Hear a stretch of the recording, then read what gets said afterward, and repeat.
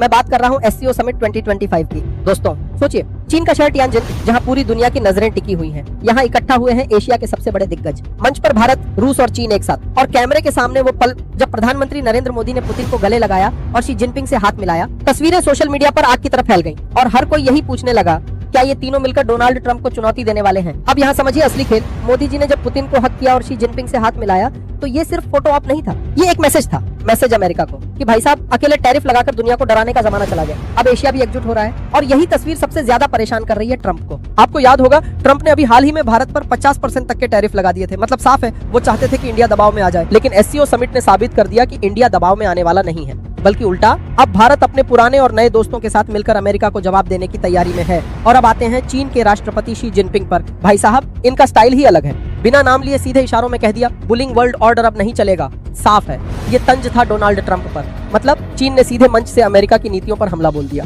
और बाकी देशों ने भी इसमें हाँ मिलाई। एससीओ के बयान में साफ लिखा गया कि सदस्य देश किसी भी तरह की एक तरफा पॉलिसी के खिलाफ हैं। अब बताइए, ये सीधे सीधे कौन सी पॉलिसी है? जी हाँ, अमेरिका की। दोस्तों अब आते हैं रूस के राष्ट्रपति व्लादिमीर पुतिन पर। पुतिन ने मंच से दो बड़ी बातें कही। पहली, यूक्रेन संकट की जड़ है नेटो का विस्तार, और दूसरी, उन्होंने अलास्का में ट्रंप के साथ हुई मुलाकात का जिक्र करते हुए कहा कि वो उस मीटिंग की बातें दुनिया को बताएंगे। यानी साफ मैसेज, रूस और अमेरिका के बीच जो अंदर की बातचीत हो रही है वो अब दुनिया के सामने भी आएगी। और इसका असर क्या होगा, यही तो सबसे बड़ा सवाल है। लेकिन दोस्तों, एससीओ समिट सिर्फ राजनीति का मंच नहीं था। यहाँ एक और बड़ा ऐलान हुआ। चीन ने कहा कि वो एक नया एससीओ डेवलपमेंट बैंक शुरू करेगा और आने वाले 3 सालों में $8.4 बिलियन का लोन देगा। सोचिए, अगर ये बैंक बन गया तो एशिया का अपना वर्ल्ड बैंक तैयार हो जाएगा। और इसका सबसे बड़ा फायदा उन देशों को मिलेगा जो अभी तक IMF और वर्ल्ड बैंक के भरोसे जी रहे हैं। तो दोस्तों, पहला दिन, पहली तस्वीर और पहले बयान ही बता गए कि इस समिट में सिर्फ हाथ नहीं मिल रहे, बल्कि दुनिया का पावर बैलेंस बदल रहा है। अब आते हैं सबसे दिलचस्प हिस्से पर, मोदी और शी जिनपिंग की मुलाकात पर। क्योंकि दोस्तों, भारत चीन रिश्ते किसी रोलर कोस्टर से कम नहीं है। कभी बॉर्डर पर तनाव, तो कभी इकोनॉमिक टकराव, और कभी मिलकर ग्लोबल मंच पर बयानबाजी। तियानजिन में जो मीटिंग हुई, उसमें दोनों नेताओं ने सिर्फ मुस्कानें एक्सचेंज नहीं की, बल्कि कई अहम मुद्दों पर चर्चा भी की। पहला मुद्दा था ट्रेड। चीन चाहता है कि भारत अमेरिका से हटकर ज्यादा ट्रेड रिलेशन उसके साथ बनाए। दूसरा मुद्दा था बॉर्डर सिक्योरिटी। दोनों देशों ने माना कि मतभेद हैं, लेकिन संवाद जरूरी है।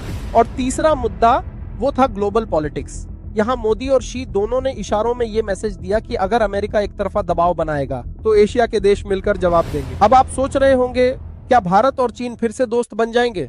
तो इसका सीधा जवाब है कि इस मुलाकात ने एक नई दिशा जरूर खोल दी है। दोस्तों अब जरा बात करते हैं उस बड़े ऐलान की जिसने वर्ल्ड इकोनॉमिक सिस्टम की धड़कनें बढ़ा दी। चीन ने एससीओ डेवलपमेंट बैंक बनाने का प्रस्ताव रखा है और अगले 3 साल में करीब $8.4 बिलियन लोन देने का वादा किया। अब सोचिए, ये बैंक अगर बन गया तो एशिया के छोटे देशों को IMF या वर्ल्ड बैंक के दरवाजे पर जाने की जरूरत नहीं होगी। मतलब अब फाइनेंशियल पावर भी एशिया के हाथ में आ सकती है। और दोस्तों, आप जानते हैं कि पैसा ही पॉलिटिक्स की असली ताकत है। अगर एससीओ डेवलपमेंट बैंक मजबूत हो गया तो वर्ल्ड बैंक और IMF जैसे संस्थानों की पकड़ ढीली हो जाएगी। और यही तो अमेरिका को सबसे बड़ा डर है, क्योंकि अभी तक वर्ल्ड फाइनेंस का सेंटर वॉशिंगटन था, लेकिन अगर टियानजिन से नया बैंक निकला तो गेम चेंज हो जाएगा। तो दोस्तों, अब तक आपने देखा कि कैसे ट्रंप के टैरिफ के बीच एससीओ मंच पर मोदी, शी और पुतिन की तिकड़ी ने तस्वीरों और बयानों से नया माहौल बना दिया। लेकिन अब असली मजा है रूस के राष्ट्रपति व्लादिमीर पुतिन की चाल में, क्योंकि पुतिन सिर्फ नेता नहीं है, वो ग्लोबल पॉलिटिक्स के शतरंज के मास्टर भी हैं। पुतिन जब टियानजिन पहुंचे तो हर कोई यही देख रहा था कि वो क्या कहेंगे। और दोस्तों, उन्होंने कहा भी, और ऐसा कहा कि पूरी दुनिया सोच में पड़ गई। उन्होंने साफ शब्दों में कहा कि यूक्रेन संकट की जड़ नेटो का विस्तार है। मतलब रूस का क्लियर मैसेज है कि अगर पश्चिमी देश अपनी सीमाओं को खींचकर रूस के पड़ोस तक ले जाएंगे तो टकराव तो होगा ही। लेकिन दोस्तों, यहाँ पुतिन ने एक और चाल चली। उन्होंने ट्रंप से अपनी अलास्का वाली मीटिंग का जिक्र छेड़ दिया। बोले, मैं उस मीटिंग की बातें दूसरे वर्ल्ड लीडर्स को भी बताऊंगा। अब सोचिए, अगर पुतिन सच में ऐसा करते हैं तो ट्रंप के कितने राज दुनिया के सामने आएंगे और उनका असर क्या होगा, यही तो सस्पेंस है। अब दोस्तों, जरा बड़ा कैनवास देखिए। एक तरफ नेटो है जिसका नेतृत्व अमेरिका करता है, उसका दावा है कि वो सिक्योरिटी और स्टेबिलिटी के लिए है। दूसरी तरफ एससीओ है जिसमें रूस, चीन, भारत और बाकी देश हैं। अब एससीओ के मंच से पुतिन ने नेटो को सीधा जिम्मेदार ठहरा दिया और कहा कि पश्चिमी विस्तारवाद ही दुनिया में अस्थिरता फैला रहा है। मतलब साफ है, अब ये मुकाबला सिर्फ देशों के बीच नहीं रहा बल्कि दो ध्रुवों के बीच हो गया है। एक तरफ है नेटो ब्लॉक, वहीं दूसरी तरफ SCO ब्लॉक। और दोस्तों, जब दो बड़े ब्लॉक आमने सामने आते हैं तो पूरी दुनिया पर असर पड़ता है। अब सवाल ये है कि SCO खुद को सिर्फ एक आर्थिक मंच बनाएगा या फिर सिक्योरिटी का भी बड़ा ध्रुव बनेगा। तियानजिन में जो बयान जारी हुआ उसमें आतंकवाद, अलगाववाद और चरमपंथ से मिलकर लड़ने की बात की गई। अब ये मतभेद दिखाते हैं कि SCO के भीतर भी अपनी अपनी पॉलिटिक्स चल रही है। यानी दोस्तों, तस्वीर जितनी बाहर से एकजुट लग रही है, अंदर उतनी ही उलझी हुई है। अब दोस्तों, जरा भारत के रोल को समझिए। भारत SCO का अहम सदस्य है, लेकिन साथ ही अमेरिका का भी बड़ा ट्रेड पार्टनर है। मतलब मोदी सरकार के सामने दोहरा दबाव है। एक तरफ चीन कह रहा है कि मिलकर SCO को मजबूत करो, वहीं दूसरी तरफ अमेरिका लगातार टैरिफ बढ़ाकर दबाव बना रहा है। अब सवाल यह है कि भारत किस तरफ झुकेगा। मोदी जी की स्ट्रेटेजी यहाँ साफ दिखती है और वो है संतुलन की पॉलिटिक्स, यानी अमेरिका से भी रिश्ते बनाए रखना और SCO के मंच पर भी अपनी उपस्थिति दिखाना। इसीलिए मोदी जी की मुलाकात भी हुई और पुतिन से हक भी किया। दोस्तों, इसे कहते हैं डिप्लोमेटिक बैलेंसिंग। लेकिन खेल यहीं खत्म नहीं होता, क्योंकि डोनाल्ड ट्रंप अब चुप बैठने वालों में से नहीं है। अमेरिका की आदत है, जब भी उसे लगता है कि उसकी पकड़ ढीली हो रही है तो वो नए कदम उठाता है। संभावना है कि ट्रंप SCO देशों पर और भी टैरिफ बढ़ा दे और नेटो को और आक्रामक बनाए। या यह भी हो सकता है कि एशिया में नए नए अलायंस बनाकर चीन रूस की दोस्ती को तोड़ने की कोशिश करें। लेकिन दोस्तों, SCO की एकता अगर मजबूत रही तो ट्रंप चाहे जितनी कोशिश कर लें, दबदबा बना रहना तय हो जाए। में डाल दिया है। बैंक से लेकर पॉलिटिक्स तक हर जगह एशिया नया खेल खेल रहा है। लेकिन असली सवाल अब उठता है, क्या डॉलर की बादशाह डगमगाने लगी है और SCO का भविष्य कैसा होगा? दोस्तों, दुनिया की सबसे बड़ी ताकत सिर्फ हथियार नहीं होती, बल्कि करेंसी होती है। आज डॉलर ग्लोबल ट्रेड में नंबर 1 है। तेल हो, सोना हो या कोई बड़ा सौदा, सब कुछ डॉलर में होता है। लेकिन अब SCO और ब्रिक्स मिलकर नई करेंसी पर काम कर रहे हैं। चीन चाहता है कि युआन को इंटरनेशनल करेंसी बनाया जाए।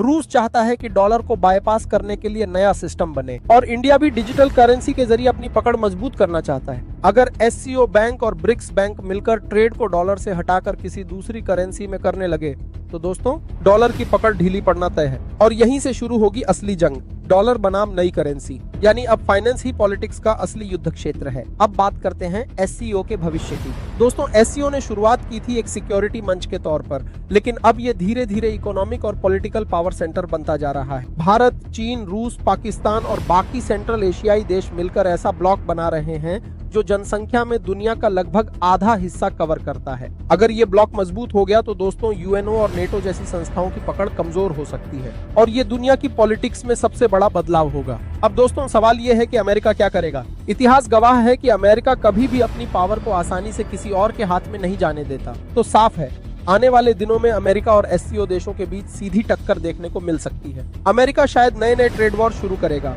या सैन्य दबाव भी बढ़ा सकता है और कूटनीतिक चालें चलकर SCO देशों को बांटने की कोशिश करेगा। लेकिन अगर SCO एकजुट रहा तो अमेरिका को बड़ी हार झेलनी पड़ सकती है और यही वो चीज है जो ट्रंप को सबसे ज्यादा परेशान कर रही है। तो दोस्तों, आपने देखा कि डॉलर की बादशाहत पर खतरा कैसे मंडरा रहा है, SCO कैसे एक नया पावर सेंटर बन सकता है और अमेरिका SCO की भिड़ंत कितनी खतरनाक हो सकती है। लेकिन कहानी यहीं खत्म नहीं होती, क्योंकि असली सवाल तो ये है, क्या वाकई आने वाले सालों में दुनिया यूनिपोलर से मल्टीपोलर हो जाएगी और क्या ट्रंप अपने अमेरिका फर्स्ट एजेंडे को बचा पाएंगे और क्या भारत इस बदलते समीकरण में सबसे बड़ा विजेता बनेगा या बीच में फंस जाएगा? इन सवालों का जवाब आने वाला वक्त ही देगा। लेकिन इतना तय है दोस्तों, तियानजिन से उठी ये हवा अब पूरी दुनिया की राजनीति को हिला चुकी है। तो दोस्तों, अगर आपको ये एनालिसिस पसंद आया हो तो वीडियो को लाइक और शेयर जरूर कीजिए और चैनल को सब्सक्राइब करना बिल्कुल मत भूलिए, क्योंकि आगे भी हम आपको दुनिया की पॉलिटिक्स की सबसे बड़ी और सबसे सही तस्वीर दिखाते रहेंगे।